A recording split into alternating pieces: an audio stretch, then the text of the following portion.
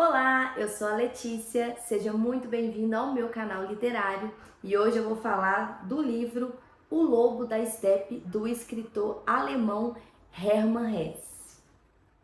E eu fui com muita expectativa para ler esse livro porque ele foi indicado, foi citado ali pela Clarice Lispector como uma das grandes leituras de sua vida. E eu amo Clarice, então eu esperava um encontro profundo com esse livro. E não aconteceu bem assim. Mas antes de dar a minha opinião, eu queria contextualizar um pouco aqui sobre essa obra e sobre o período, que ela foi lançada.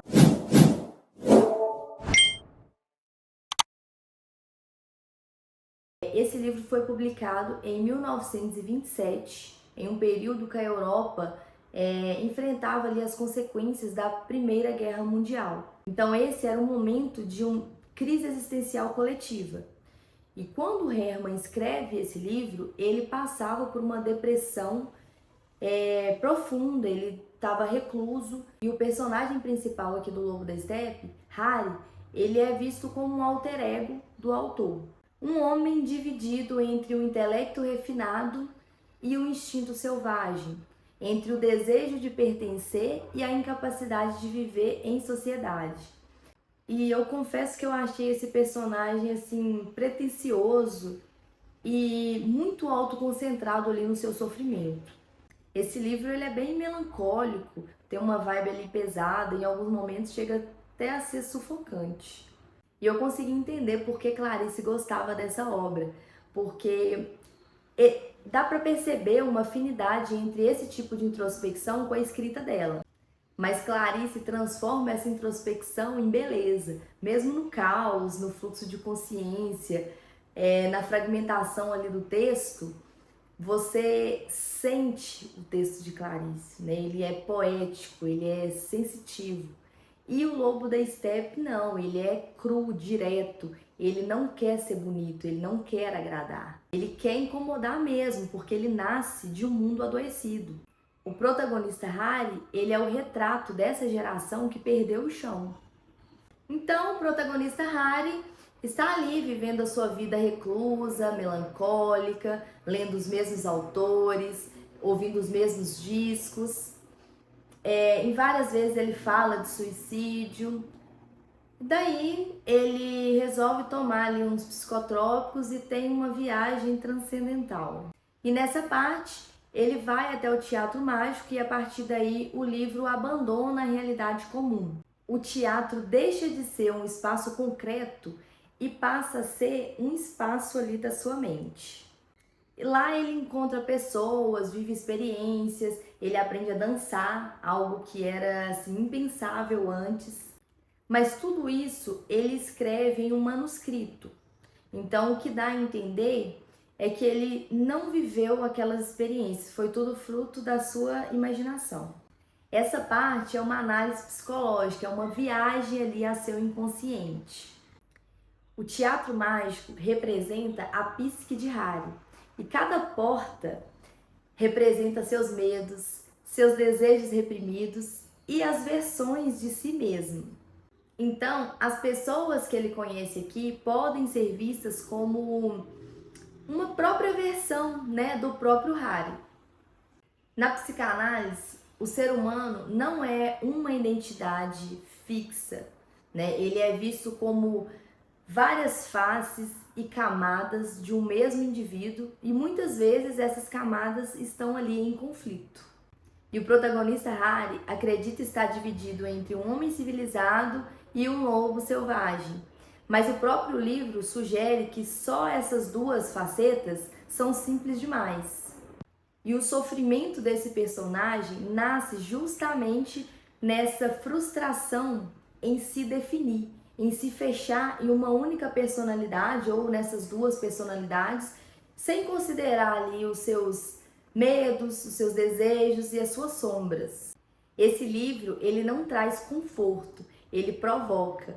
E o Hermann joga ali o leitor dentro de todo esse caos mental ali, psicológico desse personagem.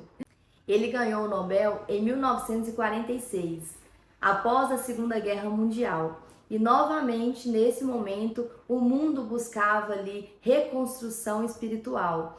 e as obras dele foram entendidas como importantes para aquele momento.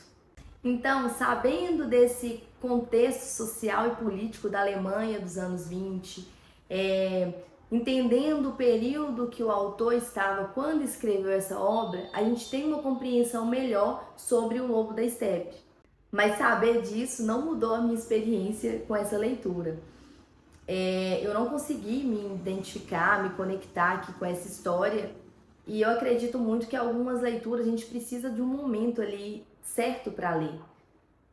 O Lobo da Estepe, ele precisa de mais do que atenção, ele precisa de disponibilidade emocional também para conseguir imergir nessa obra. E não estava nesse clima aqui nesse momento. Mas isso de forma alguma diminui a obra. Eu gostei de ter lido esse livro, foi o primeiro que eu li do autor e eu quero ler outros. Me conta aqui nos comentários se você já leu esse livro ou outros livros do autor. Eu quero saber a sua opinião e a sua experiência aí lendo os textos do Hermann. Deixe seu like, você ajuda aqui no canal, e se você gosta de resenhas aí sinceras sobre literatura, se inscreve no canal. Antes de finalizar, eu queria falar um pouco sobre o final desse livro. Então, se você não quer spoiler, pode encerrar o vídeo por aqui. Um beijo e até o próximo. Então, se você ficou, vamos lá que isso aqui eu achei bem interessante. No final do livro, após Harry passar por várias experiências, ele se sente como se não tivesse aprendido nada. Então, lá no Teatro Mágico, ele encontra com um Mozart simbólico, né? E o que Mozart faz? Ri. Não ri dele, né? E nem ele ri pra ele.